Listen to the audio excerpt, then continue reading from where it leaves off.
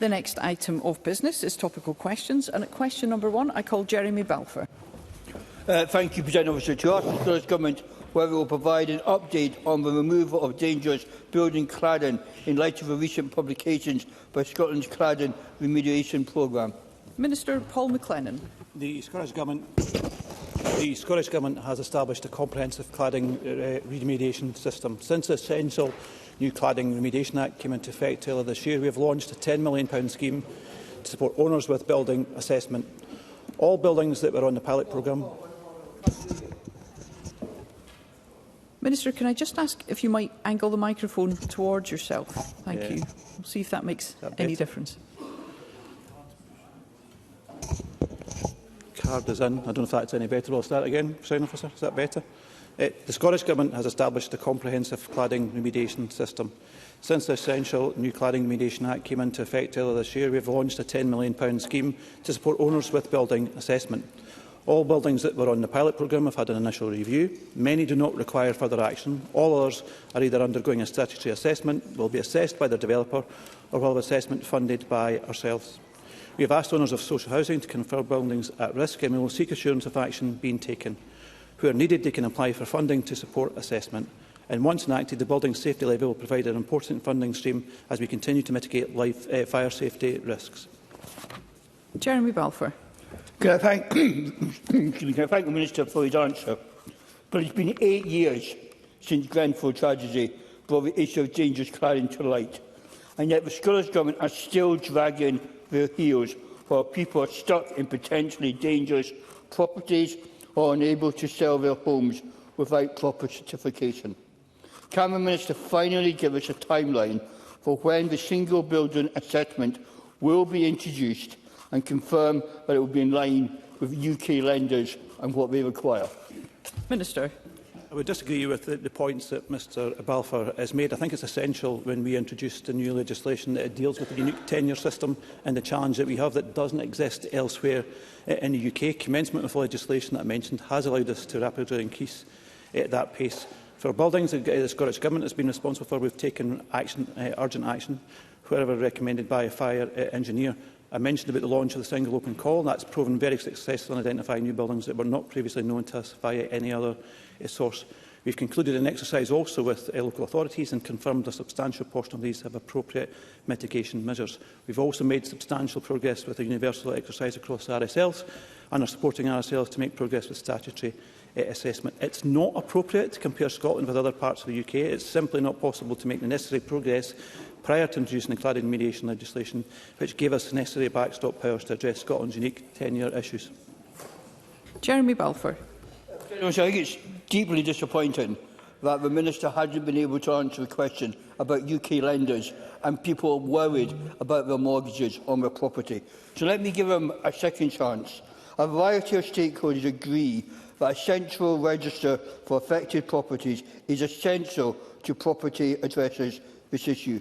So can the Minister explain why Scotland still does not have one, when will it finally get one, and so we can know the scale of the work? And secondly, when will there be an agreement between UK lenders so that things can resolve on that issue? Minister. In terms of the UK lending issue, you'll be aware that this is a reserved matter. This is discussions we've had with UK Finance on that particular point. As I said, it's a reserved matter. We are raising that issue along with the Welsh Government in that regard, as well as with UK Government and UK Finance on that particular point. It's something we continue to press the Government on that particular point. Happy to take up any individual issues, but it is something, it's a reserved issue at the moment. We're continuing to press UK Finance and UK Government on that particular point. Thank you. Given the number of members who pressed for a supplementary, it's unlikely I will be able to reach all, but I would request concise questions and responses. I call Ben McPherson. Can the Minister please outline further details on the next phase of the £10 million scheme and when it will be reopened? And also, can the Minister please look again at exempting people affected by cladding from Land and Buildings Transaction Tax Additional Dwelling Supplement if they need or want to move, like some of my constituents affected by the Breadalbin Street fire last year? Minister. We are building on the essential statutory foundations we've put in place to rapidly address the risks associated with combustible cladding. We expect all building owners to take appropriate steps. We are supporting them and proactively encouraging them to do so. In late March, we launched a new single open call backed with £10 million of funding for statutory assessments. As of the 5th of June, we've received 83 expressions of interest, of which 36 were from registered social landlords. By the end of this month, we have moved into stage 2, offering support for necessary mitigation and remediation works based on these assessments, increasing the pace and breadth. The estimates published on Thursday highlight again that the problem of combustible cladding on Scotland's buildings is a very substantial one. With the tools in place, we can now successfully respond. In point that he made regarding LBTT, that's something I can take up with the appropriate minister and respond back to him in due course. Mark Griffin. Thank you, President Officer. Can I ask the Minister that if the Government is confident that since the single open call that the Government finally have a comprehensive register of all buildings that are affected by the Grenfell type combustible cladding? Minister. Yeah, I think in terms of the point that's made, they'll be aware of the estimated number of buildings, I think, which are requiring various levels of remediation, and that was published just last week, an estimated 1,260 to 1,450 of the residential buildings in Scotland, which are 11 metres or more, might require work to alleviate external wall systems. In terms of that, these are estimates and do not represent a list of specific buildings that might or do not need work. This is obviously based on our current best estimates, and it's based on the UK systems of methodology on that. But again, happy to engage with them further on that particular point. Stephen Kerr. I don't understand why the Minister, all this time on, is still using words like might. I mean, and the idea that we can't compare what's happened in our own country with what's happening in the rest of the United Kingdom is a bizarre claim, frankly. We know now 1,300 buildings at least, 1% remediated. The Scottish Government sitting on UK funding all this time. So can the Minister explain how he can justify asking Parliament now, at this stage in the session, 8 years after Grenfell, how can he justify asking Parliament to consider a new bill now, when there are thousands of people living in situations that pose for them specific risks? Minister. Coming back to the point I made around about trying to compare Scotland with other parts of the UK, and I made that particular point, and I'll reiterate that it's not possible to compare Scotland to the rest of the UK. We needed the cladding bill to bring forward some of the powers that we had to do that, and the bill was passed. In terms of the actions we've taken, I mentioned about the single open call, the work that we've been doing with local authorities, with RSLs, in terms of that, obviously working with the sector as well in terms of remediate buildings that they have responsibility for as well. So I talked about before about being disappointed about the pace and breadth of making progress previously, but now, as I said, with the single open call and the work that we're taking, we're seeing actions being taken and the pace of action being taken increasing.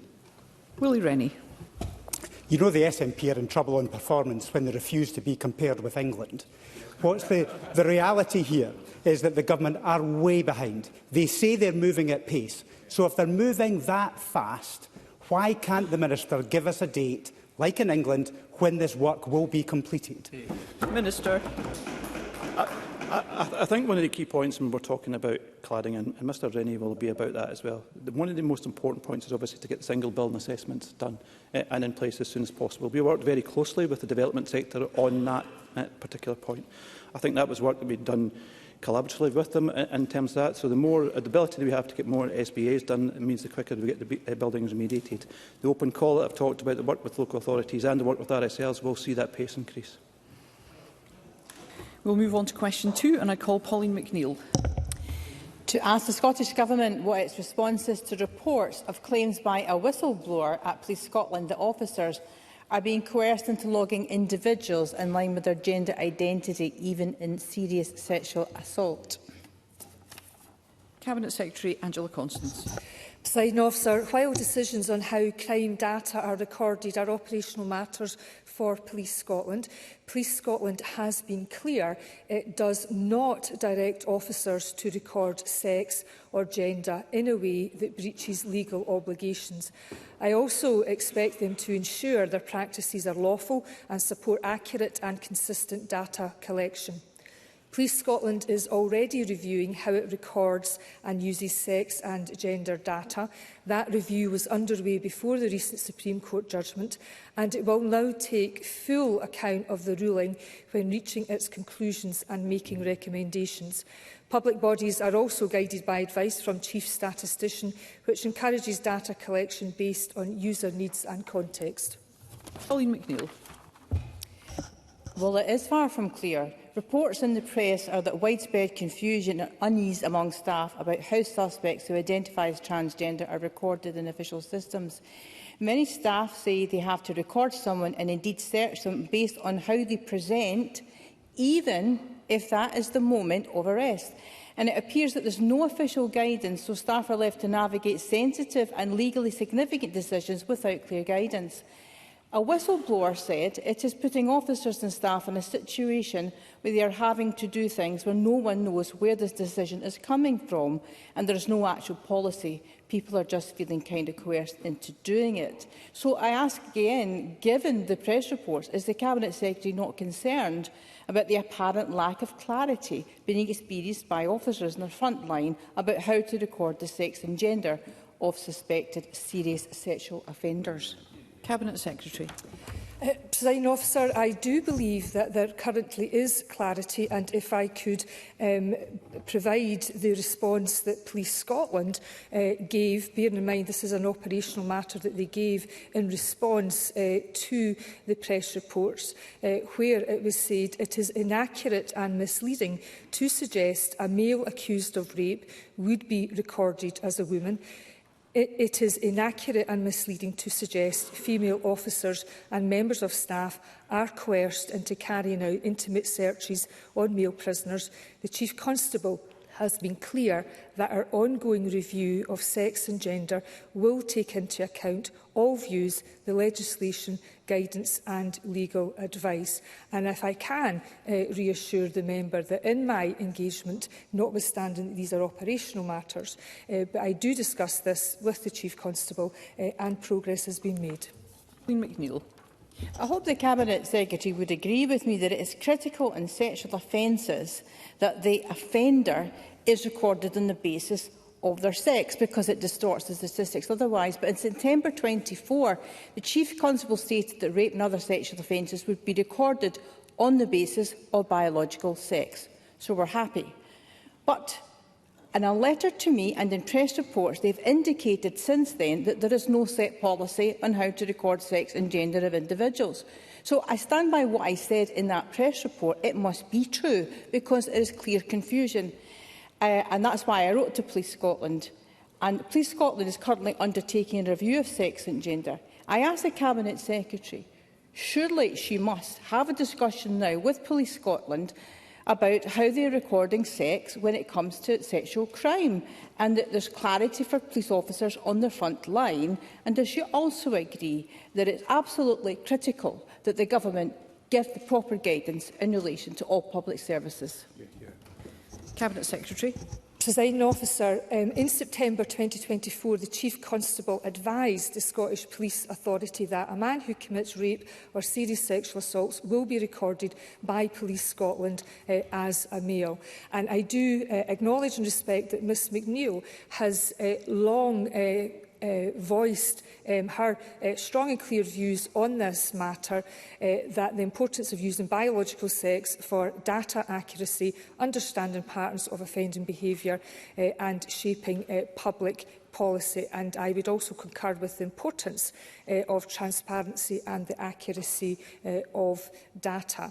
So the Police Scotland is responsible for their own guidance, which they are reviewing. They do, of course, will have to ensure that they fully comply with the Supreme Court judgment and also the Equalities Human Rights Commission guidance when that is published. That is currently under review. The review of that, I understand, will end at the end of this month. And further to that, the Scottish Government has a government-wide commitment to ensure that our own recording of sex and gender is in line with the very best of statistical practice and the guidance that goes with that, but it is also fully compliant with the Supreme Court judgment. We're now within the final minute allocated for this item, so I must insist that questions and responses are brief. I call Tess White. Cabinet Secretary, Police Scotland's review on the recording of sex and gender is ongoing, but it's not an excuse to kick the can down the road.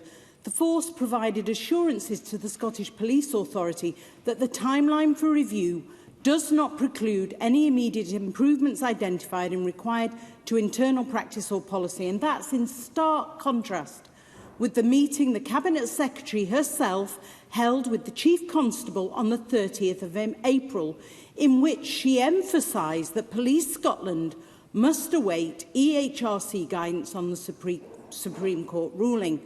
Will her government now get off the fence and finally issue an urgent directive to public bodies to comply with the law and put an end to this mess? Cabinet Secretary. Presiding Officer, the Scottish Government is indeed taking action now, and that action now, right now, is focused on ensuring that come the issuing of guidance from the EHRC, who are after all the regulator, that we are in a state of readiness to progress matters. That applies to Government, and it also applies to Police Scotland. Ash Regan. Thank you, Presiding Officer. The reports in the press are indeed concerning, and I'm sure the Cabinet Secretary is equally concerned by what she would have read there. But I'm not convinced in what the Cabinet Secretary said to us this afternoon. I don't believe that the leadership in this area, in public bodies, is as she is suggesting at the moment. Of course, the Istanbul Convention obliges the Scottish Government to accurately record the sex of perpetrators. If that is not happening, this is extremely concerning. It is now 8 weeks since the Supreme Court clarified the law. The fact that we are still here having these weekly exchanges with the Government does suggest there is still a problem. Will the Cabinet Secretary urgently commit to issuing that clear direction and guidance to all public bodies now? Cabinet Secretary. Well, of course, Presiding Officer, it is not in my gift to issue guidance to all public bodies, bearing in mind one, I'm the Cabinet Secretary for Justice, and I am not the regulator in terms of the Equality Act, which applies to the Scottish Government and indeed all of our public bodies. But it should be no doubt that the Scottish Government, our public bodies and Police Scotland are required to comply with the law. End of. Thank you. We move to question number 3, and I call Jamie Green. Thank you. To ask the Scottish Government what it is doing to ensure the connectivity of local communities in the west of Scotland, in light of reports that over 400 stagecoach drivers in Ayr, Arran, Ardrossan and Kilmarnock have begun industrial action until 21st of July. Minister Jim Fairley. Thank you very much, Presiding Officer. The majority of bus services in Scotland are operated on a commercial basis by private bus companies in the open, deregulated market. The Scottish ministers cannot intervene in commercial matters. However, I would encourage Stagecoach West and the unions to work together to resolve this issue as soon as possible, limiting the impact on the passengers who are going to be affected by it. For the duration of the industrial action, Stagecoach will operate a limited service with the drivers available to them, so passengers are encouraged to check the latest timetables online. The problem with that, Minister, is that they're not coming to any resolution. Anyone who saw the news last night will have seen that it is the elderly and vulnerable across the west of Scotland who are suffering through no fault of their own. Now, many people have sympathy with the drivers and believe that they should get a fair deal on pay, but equally there are those in my part of the world who are now simply housebound because there is no public transport, particularly those with no cars, in rural communities, on low incomes or those with disabilities. 1 or 2 days striking here and there is one thing, but 6 weeks is another. That's over 30 services that have been cancelled. Can I ask that, of course, whilst the dispute itself is a private matter between the two parties, public connectivity is not. What is the Government actually doing to help resolve this? Minister. I absolutely take on board the point that Jamie Green makes in terms of the impact this is having. But I have to reiterate, this is a private company in a deregulated market, and the local authority, the unions and the bus companies must get together to get a resolution to this sooner rather than later for the passengers who are affected. Jamie Green. OK, let's start. First of all, has the Minister actually spoken to Unite the Union or Stagecoach in the past 3 days? I'd be keen to hear an update on that in response to my supplementary. But of course there is a much wider and more problematic issue here across Scotland. It should simply not be the case that in 2025 Scotland, entire communities can be cut off completely from public transport due to industrial action in a single bus company. Rural communities in particular expect and deserve more reliable services, better connectivity and more resilience in public transport. So can I ask the Minister if the Scottish Government is today willing to commit to a full route and branch review into rural bus services, particularly looking at contingency planning, so that no one in Scotland should be treated as a second-class citizen when industrial action takes away their only method of transport? Minister. There's a number of questions that Jamie Green raised, and he asked me if I have spoken to Stagecoach or the unions. No, I haven't, for the simple reason that we would not intervene in a commercial matter. And he asked the point about what we could do, what more we could do. I would remind the member that while he was sitting in these benches over there, it was his party who deregulated the bus market in the first place, which has allowed the commercial considerations to be part of this conversation. And I would also add that the 2019 Act is giving the local authority powers in order to be able to do the things that he's asking about, because these are local authority issues. Kenneth Gibson. Thank you, Presiding Officer. Many of my 6,000 Beath constituents rely on buses as there is no railway station. Constituents cannot travel to work, study or even visit loved ones in hospital at this time. It is completely unacceptable. What discussions has the Minister had with Strathclyde Partnership for Transport on providing emergency bus provision to ameliorate this situation? And does he agree that drivers in Ayrshire should be paid the same as his drivers in Perthshire? Minister. As I've set out before, Scottish ministers cannot intervene in these matters, and I appreciate the disruption they cause to communities in Ayrshire, and I understand that there are reduced timetables operating on some routes. So again, I'll encourage Stagecoach West and the unions to work together to resolve this as soon as they possibly can for the benefit of the passengers. Katie Clark. Is the Minister aware that West Scotland Stagecoach drivers are the worst paid in the UK? The last Stagecoach offer of 4% was rejected by 98% of Unite bus drivers on an 81% turnout. And even if that offer had been accepted, the unions say that West Scotland drivers would still be the poorest paid across the UK. Does the Minister agree with me that this is completely unacceptable, that Stagecoach is a very profitable company and that we need to ensure that they make a better offer so that our constituents are able to use that service? Minister. I'm very well aware of the figures that Katie Clark is telling us, but I have to reiterate again that this is a commercial business dealing with the union, and it is entirely appropriate for them to come to this resolution themselves and not to be intervened by Scottish ministers. Thank you. With apologies to those members who have been unable to get to this afternoon, given the timings, that concludes topical questions.